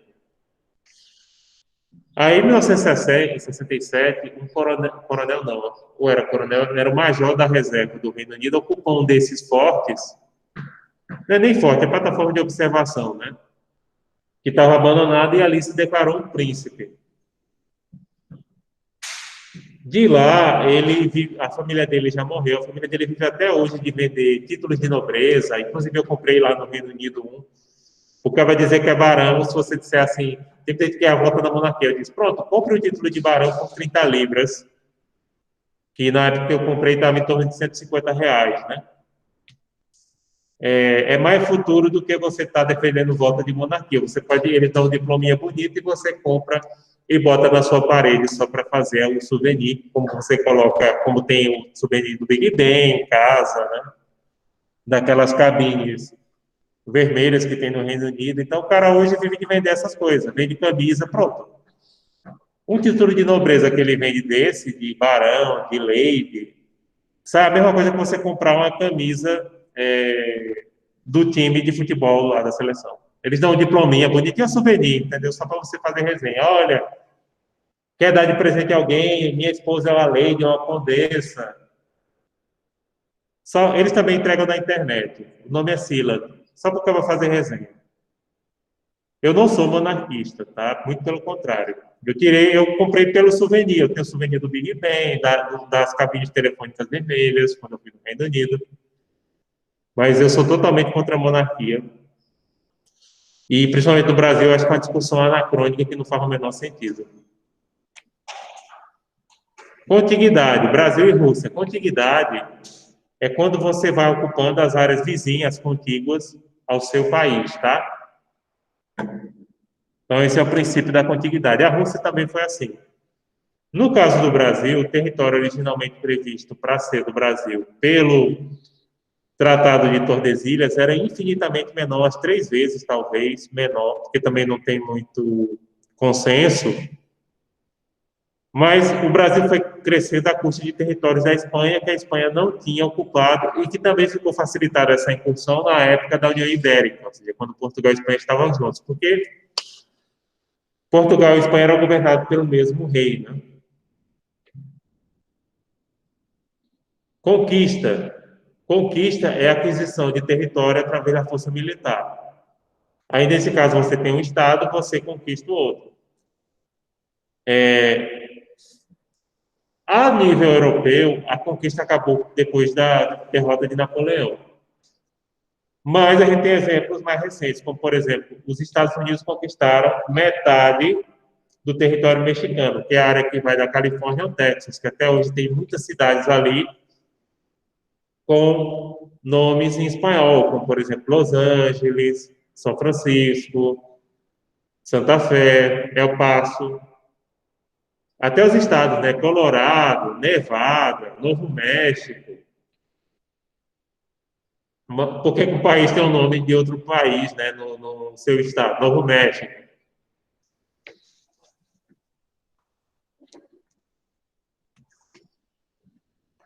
Então, ali foi conquista. Os americanos pagaram a indenização simbólica aos mexicanos. Interessante que, um ano depois da conquista, através de uma guerra que foi ocupada, a cidade do México e tudo mais, é, foi descoberto ouro na Califórnia, né? Eles já sabiam. Houve aquela chamada corrida do ouro. Quem gosta de, apesar que acho que nenhum de vocês é dessa geração, que assiste filmes do Velho Oeste e tal, eu gosto, né? É, ler revistas, gibis sobre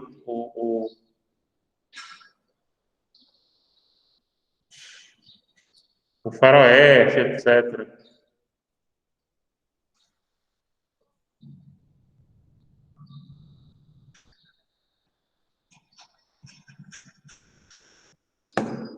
Mas hoje é ilegal, viu?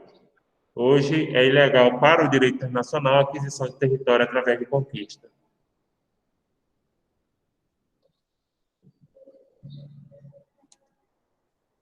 Cessão onerosa. Cessão onerosa é a venda de território. Por exemplo, a Louisiana não é só aquela área de Nova Orleans, não, e até a divisa com o Canadá.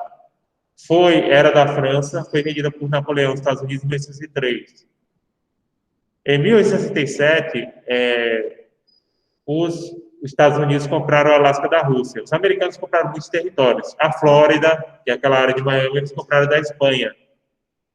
A Espanha vendeu. Então, eles compraram Alasca, Louisiana, Flórida, da Espanha. E o Brasil comprou o Acre da Bolívia em 1903, tá? Foi compra.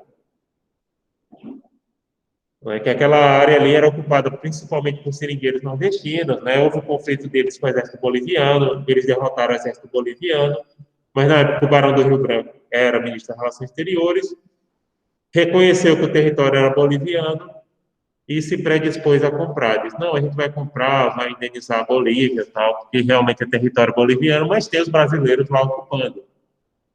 E perceba como o Barão do Rio Branco era uma pessoa que tinha respeito aos outros estados. E se fosse outro, ele mandava o exército brasileiro ocupar e acabou-se. Acabou-se. Sessão gratuita, que na verdade não é sessão gratuita, é conquista, ninguém cede gratuitamente território, né? Que o exemplo da Guerra Franco-Prussiana foi a Alsácia-Lorena, que é a área de divisa da França com a Alemanha em 1970. Mas repare que em 1918, quando a Alemanha foi derrotada, a França obrigou a ceder novamente. Então foi conquista militar aí também. A decisão política de organização internacional é quando uma organização internacional repassa um território para um Estado administrar. Por exemplo, a ONU determinou que o Reino Unido administrasse Israel e Palestina até tivesse condição do país ficar independente. Geralmente é assim, tá?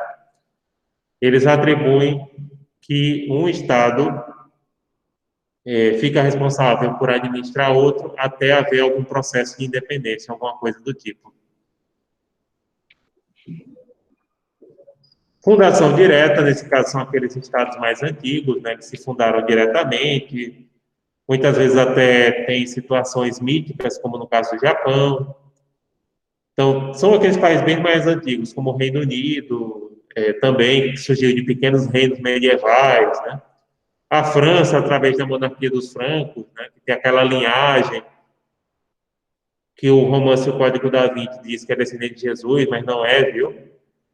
Inclusive, gente, a família real brasileira também vem, Dom Pedro II também é descendente daquela mesma linhagem que o Código da Vinci fala.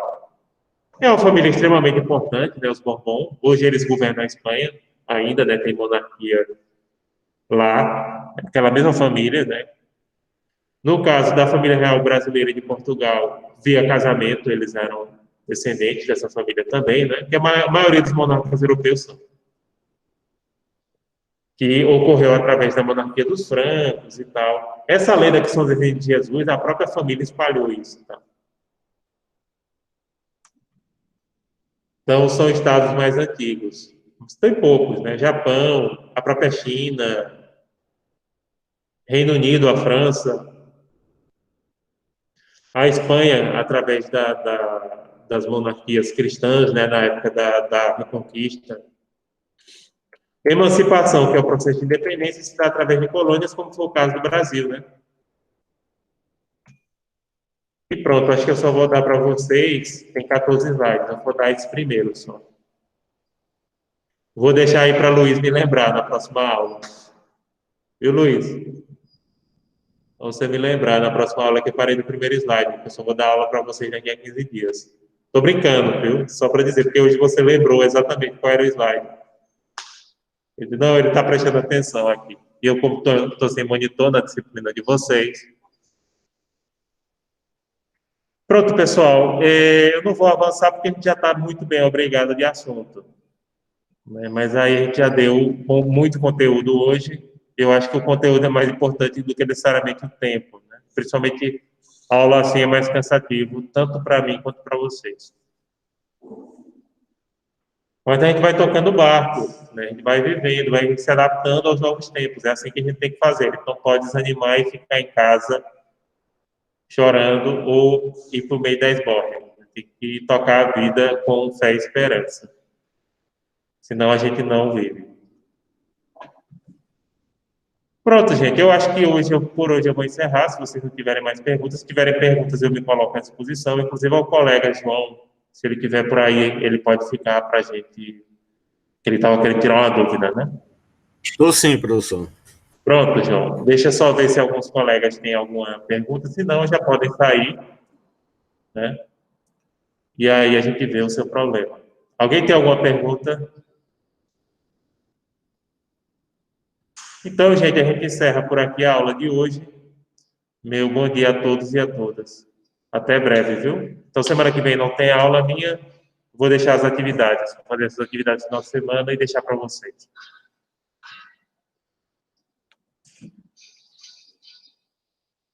Até mais, gente.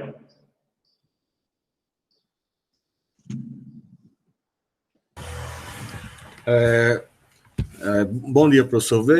Queria uma dúvida com o senhor. Teve as atividades, teve o negócio tudinho, e teve a prova. Eu coloquei, e quando saiu minha nota no portal, eu fiquei abismado com a nota tão baixa. Eu queria entender. Eu até mandei um e-mail para você, mandando a prova que eu fiz, para você me explicar o que foi que eu fiz de errado. Assim, Você mandou hoje, foi? Não, eu mandei o e-mail desde a semana passada para você. E Deixa eu tanto dar uma fiz olhada, porque acho que eu não recebi e-mail seu, não, viu? Eu vou procurar aqui.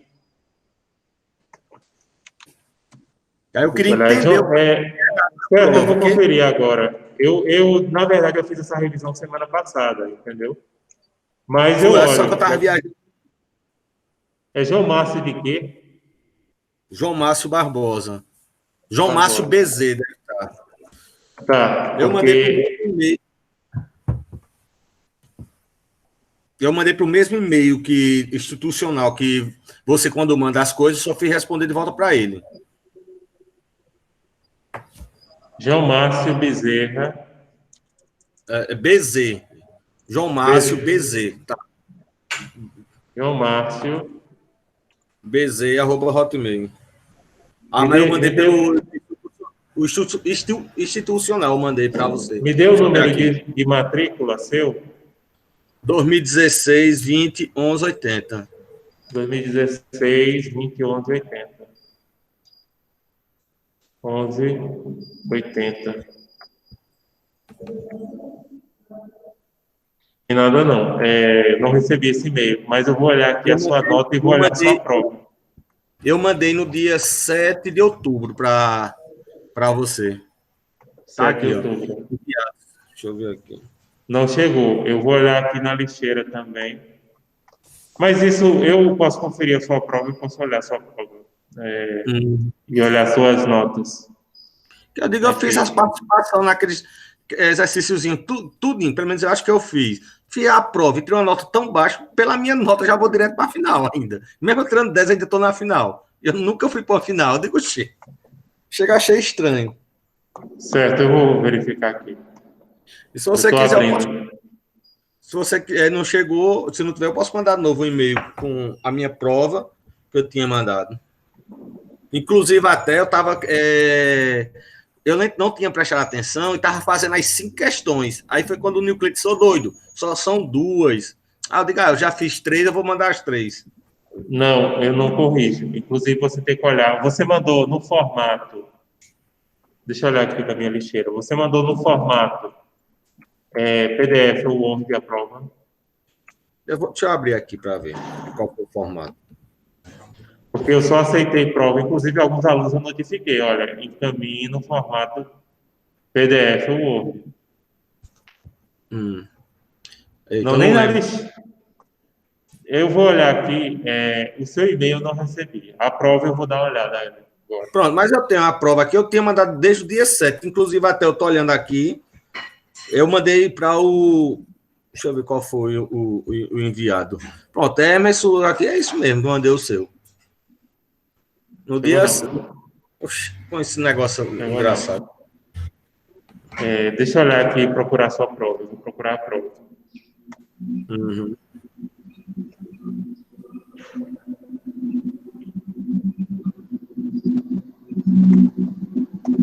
Nono diurno. Diurno, isso. João Márcio. Pronto, a prova eu achei.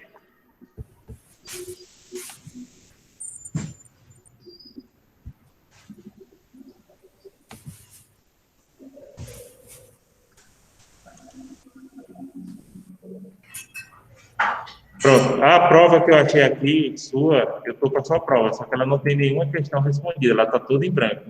Não, mas eu fiz, professor, ela. Eu fiz ela e mandei. Acho que foi alguma falha que tem. Deixa eu dar uma olhada no Moodle, porque a prova, a sua que eu recebi aqui, que está no meu, junto com os outros colegas, ela está toda em branco. Tá assim, como se você não tivesse respondido nada. É por isso que eu achei estranho. Eu fiz a prova, eu fiz mais do que 2 questões. Foi mandada no formato Word, não, mas o que passa de 2 não conta. Não, eu nem corrijo. Eu sei, é como disse, eu já estava fazendo tudo. Aí foi quando o Nilcleito disse, só precisa de 2. Eu digo, mas eu já tinha filho, aí mandei. Agora sim, deixa eu voltar lá na prova, porque eu olhei na pasta que eu baixei, entendeu? Uhum. Na pasta que eu baixei. Deixa eu olhar a sua prova no sistema mesmo. Inclusive, se você quiser olhar, cadê? Pronto, você autoriza que eu mostre a prova aqui? Autorizo, pode mostrar. Pronto, beleza, eu vou mostrar. Vamos lá olhar no próprio Moodle como é que tá. Eu achei estranho, porque eu fiz, respondi tudinho, mandei, tem uma nota tão baixa, eu fiquei sem compreender. Certo. E eu estava explicando a menina como fazer e ter uma nota tão ruim, eu digo, oxê. Inclusive, até eu estava apanhando nesse método novo de fazer as coisas, eu não estava. Quem me ensinou a mexer foi até Neil Clayton, que me ensinou a mexer. Pronto, você está vendo, deixa eu olhar aí. João. Estou vendo aí. Está vendo, né? Perfeito. Uhum. Deixa eu pegar aqui. João, Márcio. Não, vai para aqui não, vai por outro caminho. Ver todos os envios, tararão. J, cadê J? Nono diurno, J. João Márcio, deu aqui. João Márcio Barbosa. Vamos ver como é que está aqui sua prova. João Márcio Barbosa, tararão.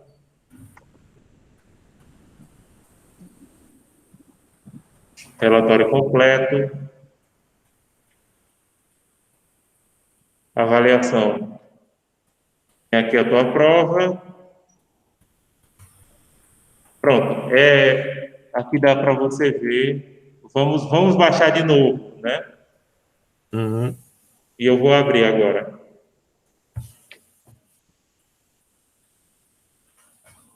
Foi o arquivo que você mandou. Deixa eu dizer a data que você mandou. Você mandou dia 1º de outubro, às 21h48 da noite. Aí eu vou lhe mostrar agora. Vamos ver se ela está em branco também.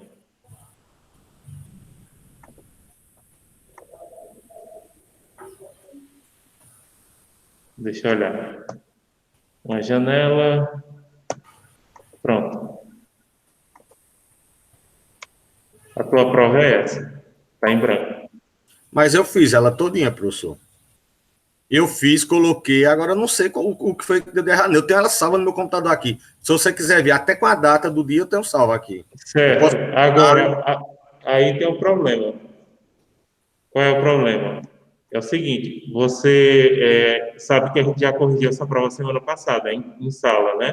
E a prova que eu recebi a sua está toda em branco, 100% em branco. Eu entendi a sua parte, mas aqui no sistema está salvo o dia que eu fiz. Que eu não salvei? Não, o sistema está salvo o dia que você fez, tem toda a razão, só que está salvo uma prova em branco. Então, o que eu posso fazer por você? Como eu já corrigi a prova desde a semana passada, inclusive está gravado, corrigido com a resposta correta.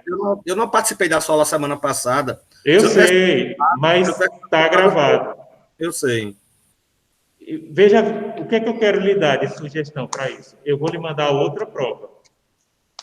Por quê? Eu estou entendendo a sua situação, só que eu já corrigi. Mesmo se você tenha cometido algum erro, você pode corrigir porque tem a gravação minha, entendeu? E a sua prova aqui está totalmente em branco.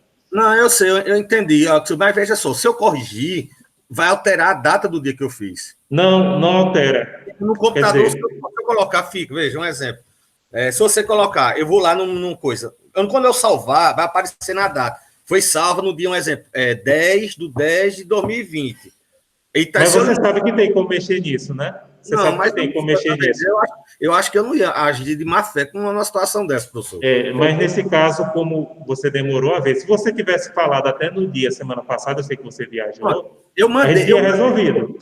Eu tenho um e-mail, pronto, eu tenho um e-mail que eu falei com você, antes de você corrigir. Mas esse e-mail você não mandou a prova. Eu sei, mas tem a prova no e-mail. Aqui, eu não aceito mais essa prova. Eu já corrigi. Agora, eu lhe dou outra prova com 2 questões para você me responder até amanhã, meio-dia. É o que eu posso fazer com você, porque se você quiser, veja só, é como eu lhe disse, tem como você alterar a data de... Isso é fácil, eu consigo fazer. Não, eu sei, mas eu não consigo, eu nem sou muito... Mas tem como fazer, entendeu? Não entendo sua parte. O problema não é seu, o problema pode ser de outra pessoa que esteja vendo essa situação e se aproveite disso outra vez, entendeu? É por isso que a gente não abre exceção. Se eu tivesse aberto aqui, a sua prova estava preenchida, e aí tinha sido um erro meu, porque eu baixei o arquivo errado, perfeito. Mas entendeu qual é a questão? Eu lhe dou até amanhã meio-dia.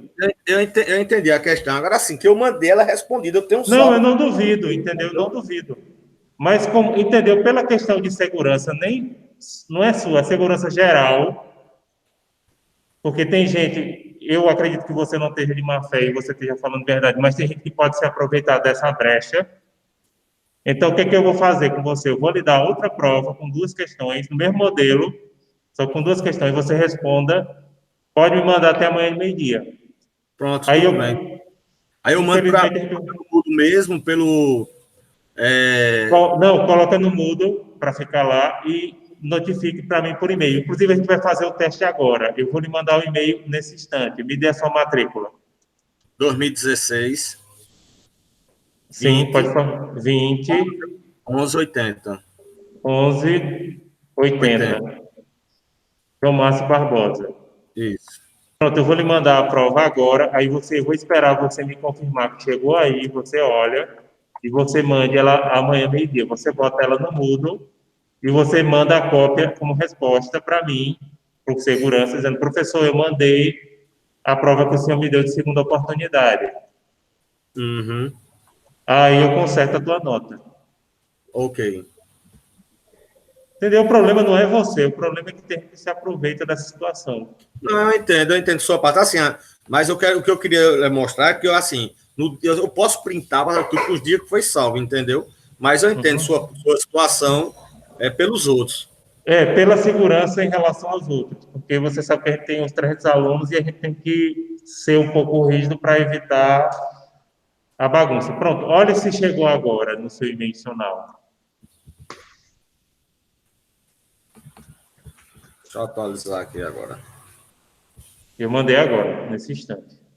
Eu estou atualizando aqui para ver se chegou. Chegou. Pronto. Então é isso. Até amanhã, meio-dia, você me manda. Aí você, quando colocar no mudo, você fala, professor, já coloquei lá, viu? Pronto, eu vou... Pronto, é isso. Pronto, obrigado, viu? Nada. É isso. Então, bom dia, até mais, gente. Eu já vou encerrar. Tá bem.